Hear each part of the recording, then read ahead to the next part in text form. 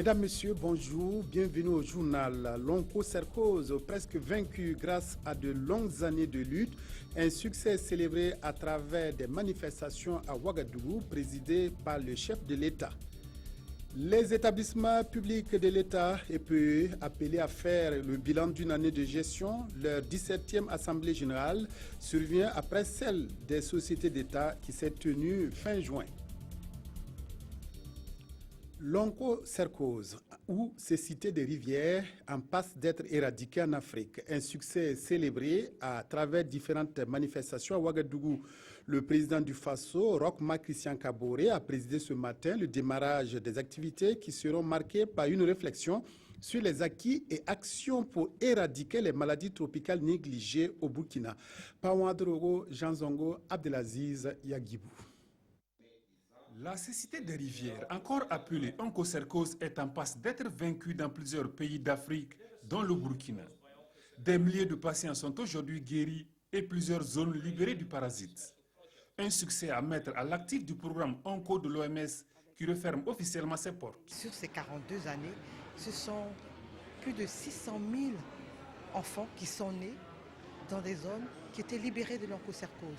Ce sont des millions de personnes qui ont été traitées, plus de 120 millions de personnes qui ont été traitées. Nous avons pu libérer 25 millions d'hectares on a rendu ces hectares propices à l'agriculture. Deux programmes de l'OMS se sont succédés durant la quarantaine d'années pour batailler contre l'onchocercose et d'autres maladies tropicales négligées. Après 20 ans de mise en œuvre, le programme africain de lutte contre l'onchocercose passe le témoin au programme spécialisé élargi pour l'élimination des maladies tropicales négligées. Un autre projet de l'OMS qui entend déployer tout un arsenal pour poursuivre le combat les 5 années à venir. Donc ce programme a été conçu pour bénéficier donc, des leçons apprises lors de la lutte contre l'onchocercose. Au niveau du Burkina, cette maladie existe toujours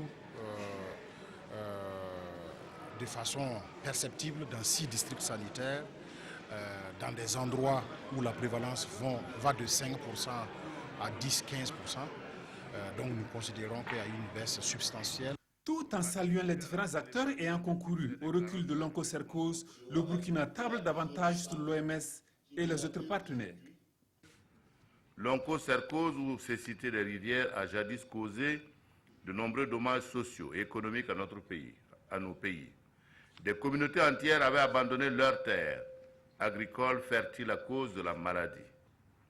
C'est donc dire que la lutte contre l'onchocercose a été une lutte décisive pour la survie, une bataille contre la faim et la pauvreté afin d'assurer un développement durable et harmonieux de nos États. C'est le lieu ici de saluer la collaboration fructueuse que nous avons eue avec l'Organisation mondiale de la santé et l'ensemble des partenaires techniques et financiers qui ont été sur le front de la lutte contre ce fléau qui annihile les efforts de développement des États. Ils seront décernés aux différents acteurs dont l'action a été d'une grande utilité. Les maladies tropicales négligées, on en parle aussi à Dori dans le Sahel, où se réunissent des spécialistes du projet de lutte contre le paludisme saisonnier et les maladies tropicales négligées. Ce projet regroupe le Mali, le Niger et le Burkina. La rencontre planche autour de la coordination des activités du projet. Reportage Benoît Convolobo, Sekou Zongo.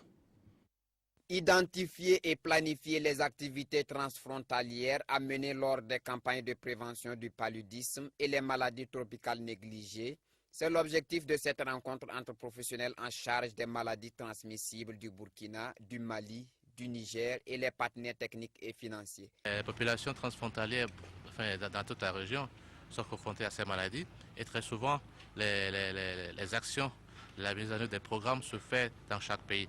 Donc ceci est une initiative qui permet au pays d'avoir des actions concertées afin de pouvoir éliminer le paludisme et réduire l'incidence des maladies tropicales négligées que nous avons dans la région. C'est pourquoi un appel a été lancé afin que les 3 pays concernés travaillent réellement à couvrir l'ensemble des populations vivant aux frontières et celles réfugiées. Nous devons de ce fait privilégier une approche globale et multisectorielle qui permet de toucher et protéger nos populations où qu'elles se trouvent et quelle que soit leur mobilité. Financé par la Banque mondiale et coordonné par l'Organisation ouest-africaine de la santé OAS, les pays concernés recevront chacun une enveloppe financière estimée à 17 milliards de francs CFA. Après les sociétés d'État, place maintenant aux établissements publics de l'État. La 17e Assemblée générale des EPE s'est ouverte ce matin à Ouagadougou pour faire un diagnostic des difficultés qui entravent leur bon fonctionnement de ces établissements. Donc, au bout du compte, il s'agit de formuler des nouvelles orientations en rapport avec les priorités gouvernementales. Moussa Ouedraogo, Nyarkiteda, reportage. Les établissements publics de l'État sont à la barre à cette 17e session de leur Assemblée générale. Le principe de redevabilité leur impose cet exercice, un exercice initié depuis 2000. Pour la présente session, les performances de chaque EPE seront passées en revue et analysées selon des éléments clés. La politique générale des EPE et l'équilibre financier, particulièrement la bonne gouvernance des fonds qui leur sont alloués.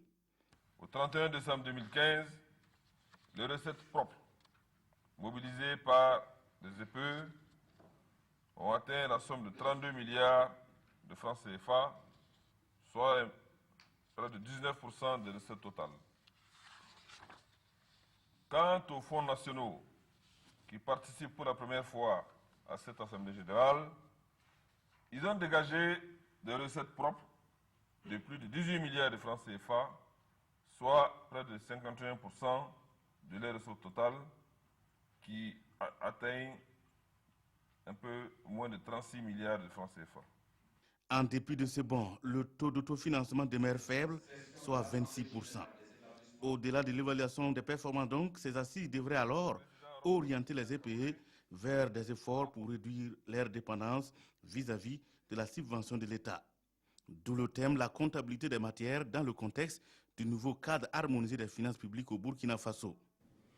La création d'une banque de crédit au Burkina en discussion hier à la primature, c'était lors de l'audience que le Premier ministre Paul Kabatieba a accordé aux responsables de cette institution financière. C'est un projet initié par les pays membres de l'UEMOA. Moussa Ouedraogo, Maxime Zongo, précision. Après bien d'autres États membres de l'UEMOA, les premiers responsables du Bureau d'information sur le crédit BICE qui ont trouvé que le Burkina offrait toutes les garanties pour le succès de leurs opérations, ont opté d'implanter une agence au pays des hommes intègres. C'est pourquoi ils sont venus solliciter des conseils au chef du gouvernement. Les autorités du Burkina, grâce à la promulgation de la loi uniforme portant réglementation des bureaux d'information sur le crédit, ont créé les conditions du démarrage des activités du bureau d'information sur le crédit. Donc notre présence aujourd'hui au Burkina, et dans ce cadre-là, nous avons signé les conventions avec les banques, les établissements financiers et les institutions de microfinance qui doivent participer à ce dispositif de bureau d'information sur le crédit dans les jours à venir. Et à partir de là, les conditions sont réunies pour le démarrage des activités du BIC. Nous avons aussi sollicité ces conseils pour la réussite de cet important projet qui a été initié par les plus hautes autorités de nos États.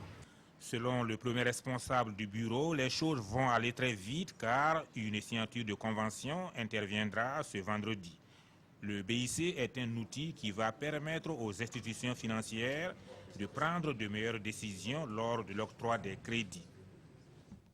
En marge des préparatifs du 5e sommet sur le traité d'amitié et de coopération Burkina-Côte d'Ivoire, le chef de la diplomatie burkinabé a rencontré les représentants de la diaspora. Les échanges ont porté sur la visite du président du Faso en terre ivoirienne. Les préoccupations de la communauté burkinabé ont aussi été relevées. Nongba Kouda, Sibidi Issa Lankwande. À l'ensemble des couches socio-professionnelles des Burkinabés de Côte d'Ivoire venus l'écouter, le ministre des Affaires étrangères Alpha Bari a dit être porteur d'une bonne nouvelle. L'axe Ouagadougou-Abidjan a retrouvé son lustre d'antan et tout est en train d'être fait pour que le Burkina emprunte la voie de la relance de son économie.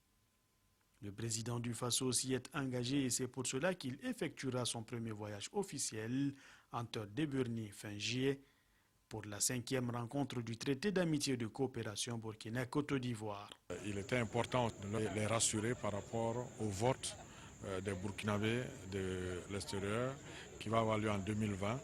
Satisfait d'entendre que les relations entre leur pays d'origine et celui de leur adoption sont de nouveau sur les rails, ces Burkinabés n'ont tout de même pas manqué de rappeler au gouvernement les difficultés qui sont les leurs. Les problèmes que nous avons énumérés de suite, ce sont des problèmes que nous vivons depuis des années. Et surtout, les problèmes de salaire, les problèmes de santé. Nous voulons un peu de respect pour la femme burkinabé. Parce que quand nous allions dans des cérémonies, les hommes ne sont même pas prêts à pouvoir mettre au moins une femme devant leur rang pour dire bon, ce rang-là c'est pour les dames. Depuis le grippe aviaire a commencé, on a tous les mille problèmes. Quand un train vient, on a 3 chargements. Un chargement, il y a 80 casiers dedans. Chaque casier, il y a 80 pentades dedans. On paye une pentade à 3500. Donc un chargement qui vient avec 3 wagons, ça nous donne 67 millions de cents au Burkina. Donc si vous calculez, vous voyez le chiffre qu'on a perdu. Personnel diplomatique, leaders d'opinion et d'associations, opérateurs économiques, chefs coutumiers, religieux et notabilités ont échangé à bâton rompu avec leur ministre de tutelle.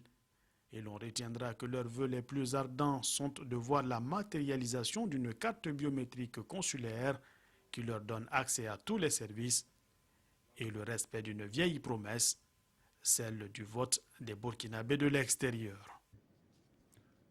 Rencontre entre le Haut Conseil pour la réconciliation et l'unité nationale et le cardinal Philippe Ouédraogo, installé pour œuvrer en faveur de la pacification de la société par l'apaisement des cœurs.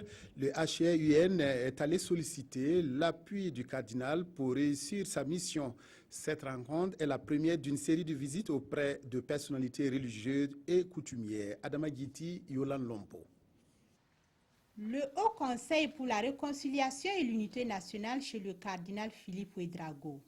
Conduite par Benoît Cambou, la délégation est venue requérir son concours dans l'accomplissement de sa mission. Nous les avons accueillis avec joie et beaucoup d'espérance, car les attentes du peuple sont multiples en matière de réconciliation, en matière de justice et en matière de paix. Nous souhaitons qu'ils soient vraiment de bons et fidèles serviteurs de ce peuple pour frayer des voies et répondre autant que faire se peut aux attentes de ce peuple.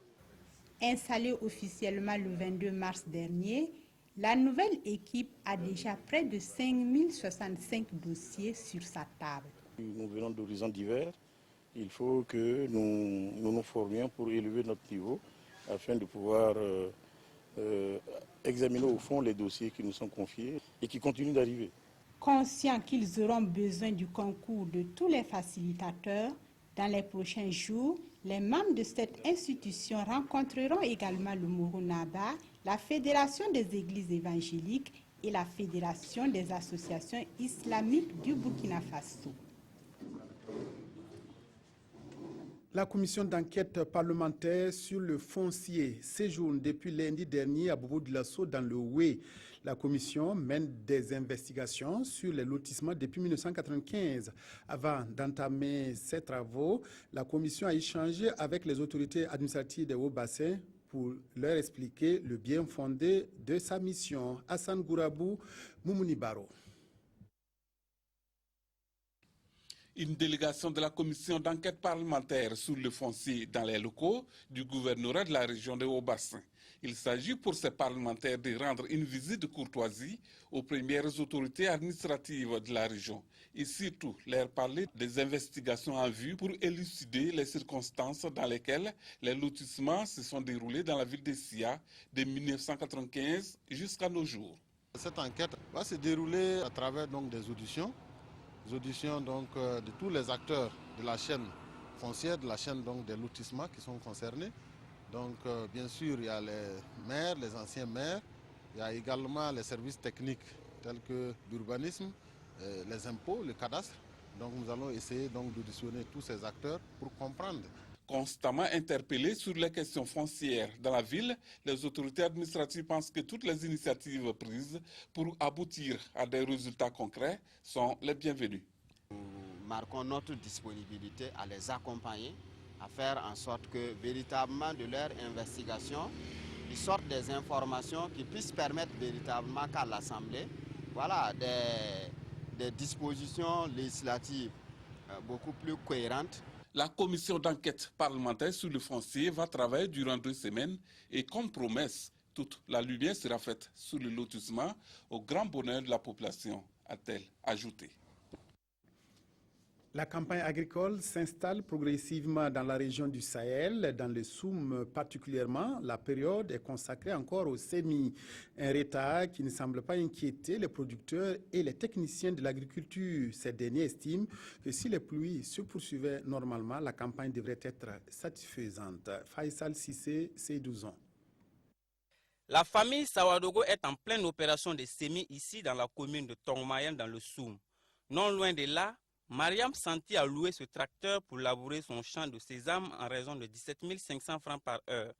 C'est le même constat qui se dégage dans l'ensemble de la province du Soum où on note une opération de semis généralisée. À ce stade de semis à la date du 12 juillet, les techniciens de l'agriculture rassurent sur la suite de la campagne dans la province. L'année dernière, à ce stade également, nous étions en pleine opération de semis. C'est le même scénario à peu près qui se poursuit, reprend. Nous ne sommes pas inquiets quant à la poursuite, enfin quant à la réussite de la campagne si véritablement les pluies se poursuivent normalement. Mais il faudra aussi que les producteurs respectent les conseils donnés par les agents d'encadrement sur le terrain. Les conseils qu'on donne prioritairement, c'est l'utilisation des semences améliorées, surtout précoces. Et puis le suivi des conseils techniques apportés par les agents sur le terrain. La seule difficulté rencontrée par les producteurs en ce début de campagne dans la province du Soum, c'est la non-disponibilité des semences de variétés améliorées. Les producteurs ont compris l'utilité et la nécessité d'utiliser ces semences de variétés améliorées qui contribuent en tout cas à plus de 40%, près de 40% à l'amélioration de la production, de sorte que nos services sont sollicités pour, n'est-ce pas, assurer l'approvisionnement. Alors c'est là qu'il y a peut-être de petits soucis, on n'arrive pas à couvrir les besoins, mais aussi nous ne manquons pas de les orienter vers les privés. Selon Ibrahim Ouedraogo, si les producteurs respectent les conseils des agents d'encadrement et avec la bonté du ciel, le Soum pourra réussir sa campagne agricole. 7 nouveaux serviteurs pour l'Église. Le cardinal Philippe Ouedraogo a célébré samedi dernier à Wayugia l'ordination de 7 prêtres dans une ambiance spirituelle. Irénée Kaboré, Alidou Savadogo. L'imposition des mains, l'onction d'huile et la réception du matériel liturgique ont été entre autres les étapes de cette ordination. C'est une consécration qui permet aux élus d'exercer un pouvoir sacré au nom et par l'autorité du Christ pour le service du peuple de Dieu. Parmi ces nouveaux serviteurs, 3 sont de la première promotion du petit séminaire Notre-Dame de Nazareth de Wayugia. J'ai contribué à la fondation du petit séminaire que nous avons confié à Marie, Notre-Dame de Nazareth. C'est à ce titre que Monseigneur a eu la délicatesse de m'inviter et j'ai répondu volontiers pour qu'ensemble nous puissions accueillir les premiers fruits issus de ce séminaire. 7 prêtres pour le service du monde, c'est très beau. Pour la réussite de leur mission, les élus du jour ont reçu des conseils du Père évêque et se sont engagés à servir dans l'amour et l'humilité. Nous nous sommes entretenus il y a 2 jours, je leur ai donné quelques conseils pratiques. Mais le plus grand conseil, c'est qu'ils soient des hommes de prière. Ils doivent être d'autres Christ, mais cela ne peut se faire que dans la prière. Le socle sur lequel je compte m'appuyer, moi et mes camarades, c'est bien sûr la prière, l'humilité, se disposer entièrement à l'Esprit Saint, car c'est l'Esprit qui choisit et c'est l'Esprit qui rend capable ceux qu'il choisit en vue de sa mission. Cette célébration a connu la participation des fidèles venus de divers horizons du Burkina. Prédication, adoration et louanges ont aussi fait le menu de cette prière. La France célèbre aujourd'hui le 14 juillet avec le défilé sur les Champs-Élysées comme principale attraction. Le défilé militaire qui a rassemblé des troupes françaises et étrangères, australiennes et néo-zélandaises notamment. Ce défilé a rendu hommage à la bataille de la Somme, l'une des plus sanglantes de la Première Guerre mondiale. Au total, 3239 hommes et femmes ont descendu à pied. Vous le voyez à l'image, la célèbre avenue, les Champs-Élysées, et 241 étaient à cheval. Voilà donc des moments forts et de ce défilé où la sécurité était au maximum avec les risques d'attentats que cela pouvait comporter. Le mouvement de l'axe Yamoussoukro-Ouagadougou est commenté par les journaux qui se penchent aussi sur la situation au Burundi avec l'assassinat du député Afsa Moussi. Toboum Evelyne Dabiré signe la revue de presse. Les parutions de ce 14 juillet font le point de la visite du ministre Alpha Bari en Côte d'Ivoire. Objectif de cette visite, informe Sidoya, la relance économique et les préparatifs du 5e sommet sur le traité d'amitié et de coopération entre Yamoussoukro et Ouagadougou. Si le soir rapporte la satisfaction du ministre Alpha Bari quant à l'excellence des relations entre le Burkina et la Côte d'Ivoire, le pays, lui, se félicite surtout du réchauffement des relations ivoiro-burkinabais suite à la période de bruit constatée depuis la chute de Blaise Compaoré.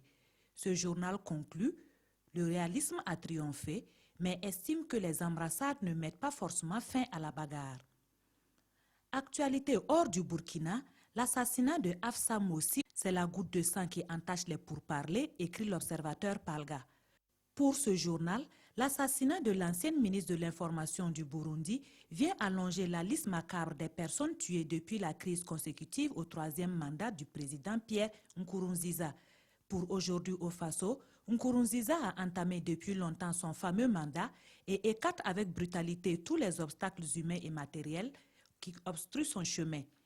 Cet assassinat intervient concomitamment au conclave sur le dialogue inter-burundais. Le journal interpelle alors la communauté internationale afin qu'elle trouve des actions contraignantes, car après Afsa Moussi, s'inquiète aujourd'hui au Faso, c'est au tour de quelle autre personnalité de tomber sous les balles assassines? Merci de votre fidélité à la RTV. Excellent après-midi à toutes et à tous.